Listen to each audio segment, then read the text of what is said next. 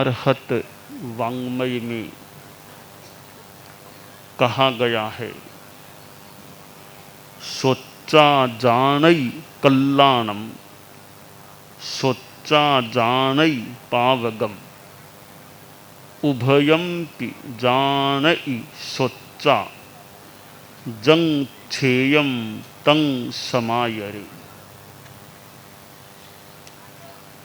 हमारे पास 5 इंद्रियां होती हैं। एक इंद्रिय है जिसे 5वीं इंद्रिय भी कह सकते हैं, वह है श्रोत्रेंद्रिय। श्रोत्रेंद्रिय होने पर ही प्राणी पंचेंद्रिय बनता है। यह इंद्रिय न हो तो आदमी पंचेंद्रिय नहीं हो सकता, चतुरिंद्रिय तक ही हो सकता है। श्रोत्रेंद्रिय हमारे लिए एक सुनने का साधन है, श्रवणेंद्रिय है, और इसके द्वारा प्राणी सुनता है, शब्द ग्रहण कर लेता है। शब्द और अर्थ दोनों में एक गहरा संबंध है। शब्द सुनते हैं तो हम एक अर्थ का भी बोध कर पाते हैं, और हमें अर्थ का बोध कराने के लिए शब्द का प्रयोग करना होता है। तो शब्द वैसे पुद्गल होते हैं और कान के द्वारा वे गृहीत होते हैं, और गृहीत होने पर हमें फिर बोध प्राप्त होता है।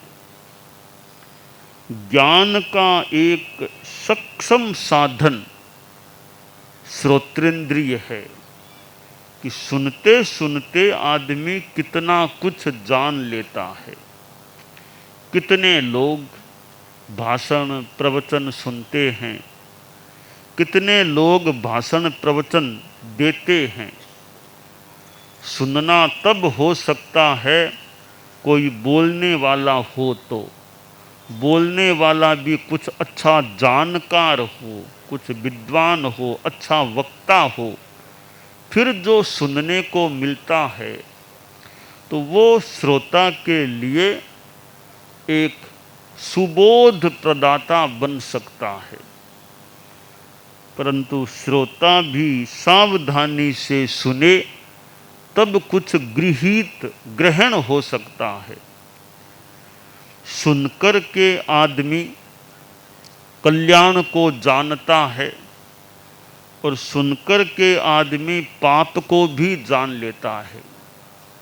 कल्याण और पाप, इन दोनों को आदमी सुनकर जानता है। जानने के बाद जो ठीक हो, श्रेयस्कर हो, उसका आचरण करना चाहिए। तो कान हमारे पास है, हम कान का भी अच्छा उपयोग करें। कितने लोग प्रवचन स्थल पर पहुंचते हैं, और कितने लोग अपने घर आदि में टीवी आदि आदि साधनों के माध्यम से, आज तो और भी ज़्यादा सुगम साधन हैं, साधनों से भी सुन लेते हैं। इतनी सुविधा हो गई है सुनने की, देखने की। दूर बैठे बैठे कितना सुना जा सकता है।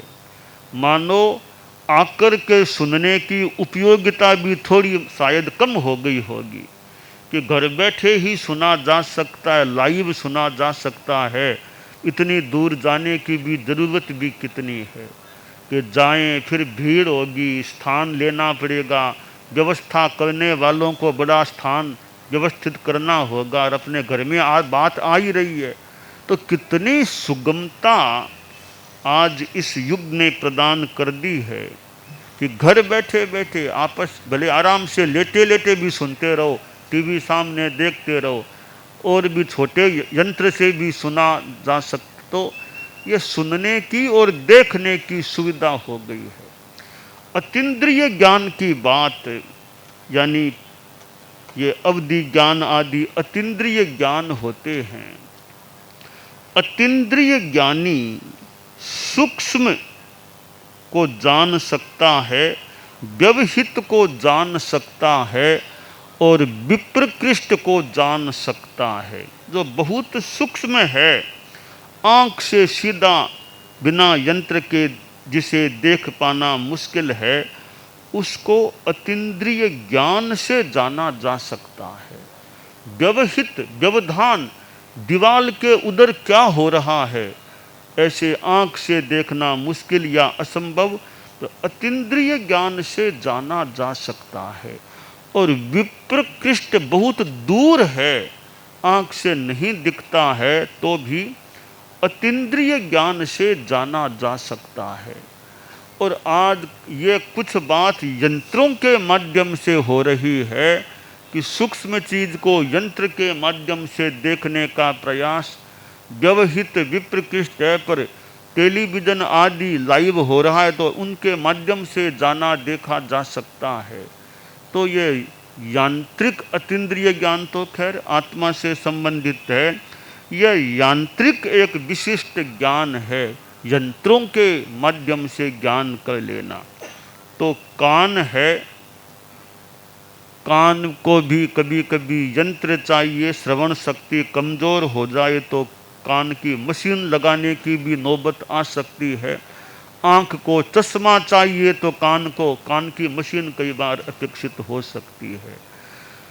खैर, यह तो सहयोगी साधन की बात है।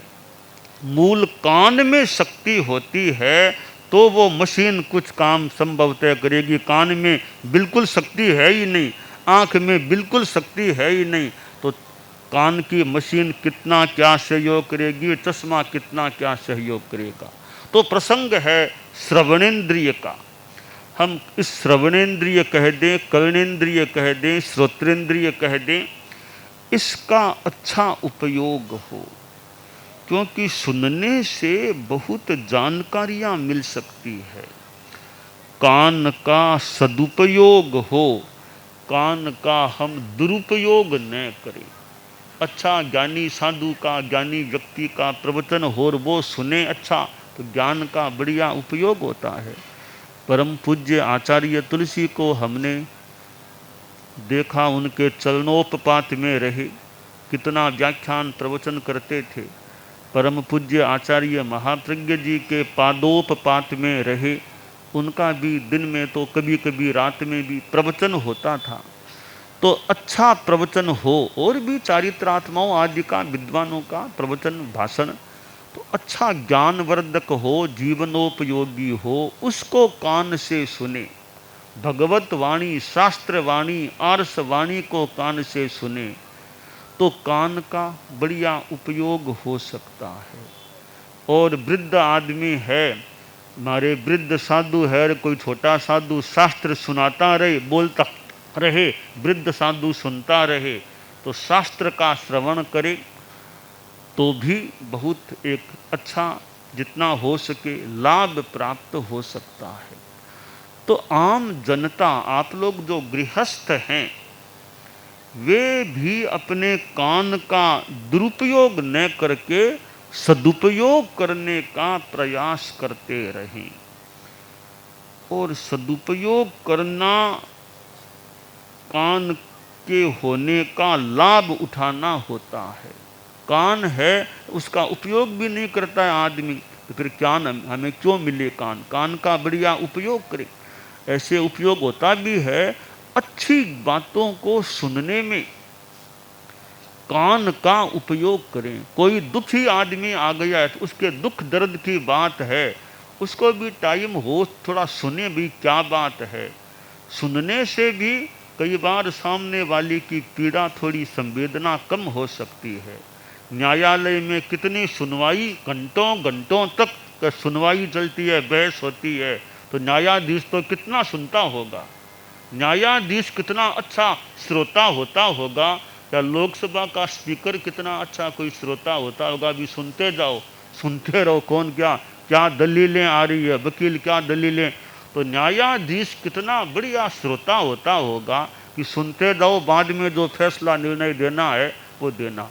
तो न्यायालय में सुनवाई होती है और सुनवाई में भी न्यायाधीश कान का बढ़िया उपयोग करे कि दोनों पक्षों की बात को सुने। सुनने के बाद न्यायपूर्ण तटस्थतापूर्ण फैसला होता है, उस फैसले का महत्व होता है। वो न्यायालय का फैसला है।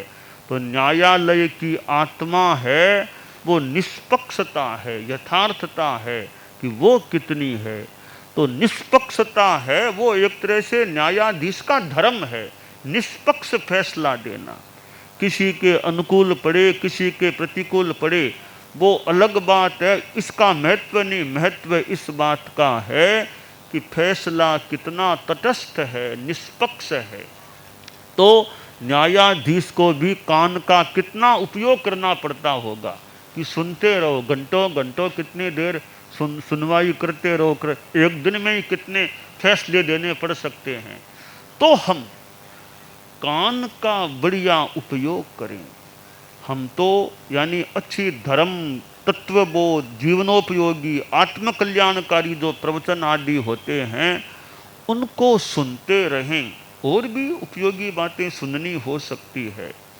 वक्ता भी अच्छा चाहिए, अच्छा वक्ता और अच्छा श्रोता दोनों का योग मिल जाए। कि वक्ता अच्छा नहीं है तो श्रोता को कितनी क्या सामग्री मिलेगी।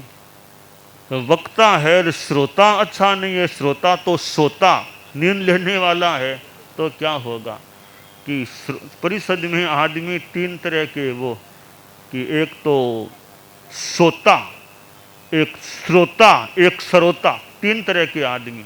सोता तो मतलब कि प्रवचनकार बोल रहा है, आदमी सो रहा है, नींद ले रहा है, तो वो सोता हो गया। एक सुनता है, ज़्यादा ध्यानी सुन लेता है। एक तीसरा सरोता, सरोता जैसे सुपारी काटने का सरोता। तो वो श्रोता भी लक्ष्य एक ही कि कैसे गलती निकालूं। हालांकि सद्भावना से तो गलती निकालना भी ठीक है, पर दुर्भावना से छोटी कैसे मैं परिषद के बीच खड़ा होकर इनको बदनाम करूं। तो सरोता वैसे तो ठीक है, किरचा खाने को मिल जाता है सरोता सुपारी के टुकड़े होने से, पर सरोता हर जगह हर कहीं चला दे तो नुकसान करने वाला भी हो सकता है। तो समीक्षात्मक बुद्धि होना एक बात है, दुर्भावना रखना अलग बात होती है। तो सोया रहे प्रवचन के समय और या बातों में लग जाए। आजकल मैं परिषद को देखता हूँ सामान्यतया कि लोगों में अच्छी जागरूकता, कम से कम मेरी परिषद में, तो कम से कम मेरी परिषद में है कि जागरूकता लगती है। वरना बखान में कोई नींद ले, कोई आजकल यो संभवतः है वो नींद की बात कम से कम पुरुषों में तो संभवतः कम ही देखने को मिलती है। और सो बातें भी मतलब ज़्यादा नहीं है तो एकदम अच्छी एक व्यवस्था रहती है। तो प्रवचन में परस्पर बातें न हो, नींद लेने की स्थिति भी न हो, ध्यान से सुनने का प्रयास हो। तो वक्ता और श्रोता का यों संबंध, वक्ता बोलता है, श्रोता ग्रहण करता है। वक्ता के पुद्गल, वाक पुद्गल निकलते हैं, श्रोता के कलनातिथि बन जाते हैं, ध्यान से उन्हें ग्रहण किया जाता है। तो तत्वबोध की प्राप्ति हो सकती है। तो यह पंचेंद्रिय होने का, पंचेंद्रिय बनाने का एक अधिकार कह दें, गौरव कह दें, वो श्रोत्रेंद्रिय के पास और किसी भी इंद्रिय के पास, जो पांच इंद्रियां हैं उनमें, भले चक्षुर इंद्रिय है, घ्राणेन्द्रिय है, रसनेन्द्रिय, स्पर्शनेन्द्रिय, इन चार इंद्रियों के पास यह अधिकार नहीं है किसी को पंचेंद्रिय बना दे। एकमात्र श्रोत्रेंद्रिय के पास वो अधिकार है कि वो ही किसी को पंचेंद्रिय बना सकती है। तो कान का हम बढ़िया उपयोग करें कि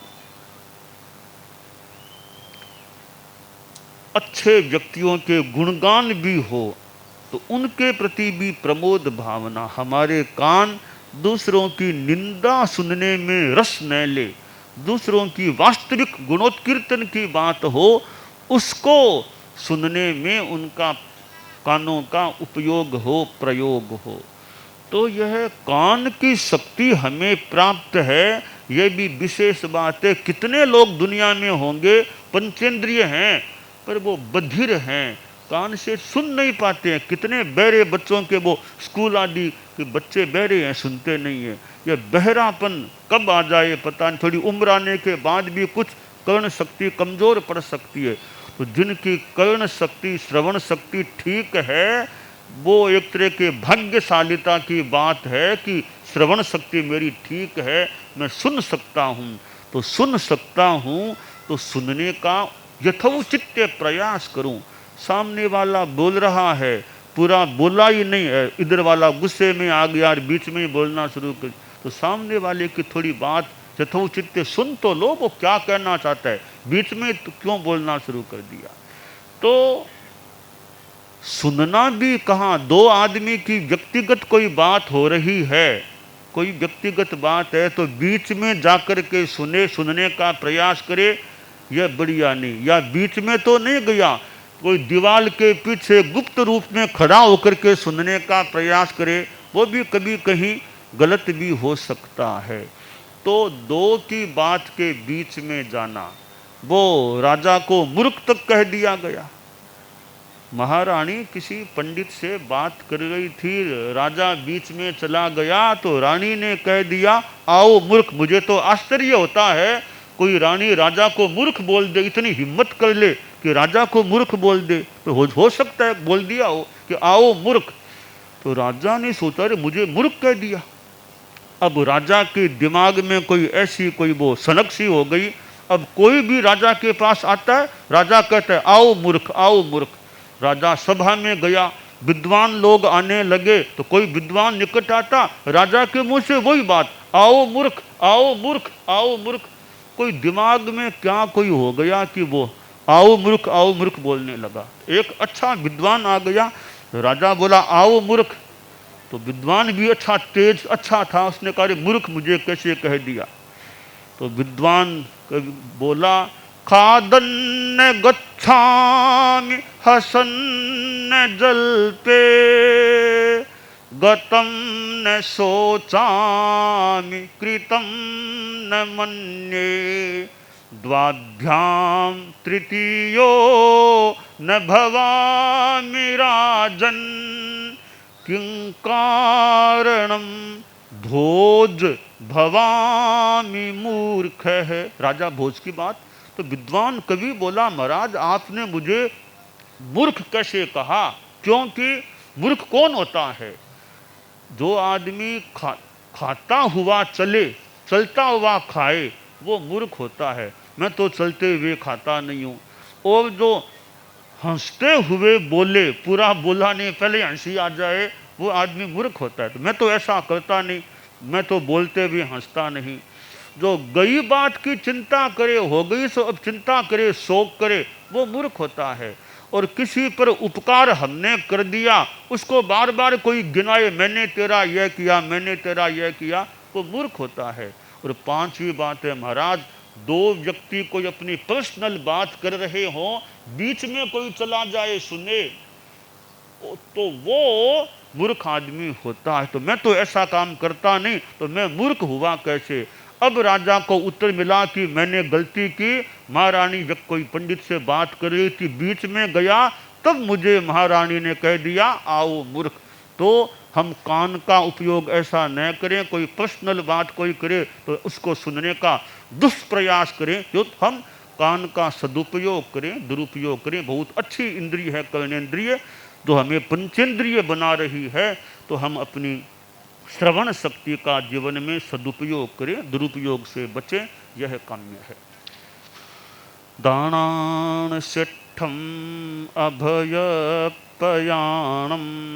सच्चे सुया अणवज्जं वयन्ति तवे सुया उत्तम बंभचेरम लोगुत्तमे समणेणाय पुत्ते।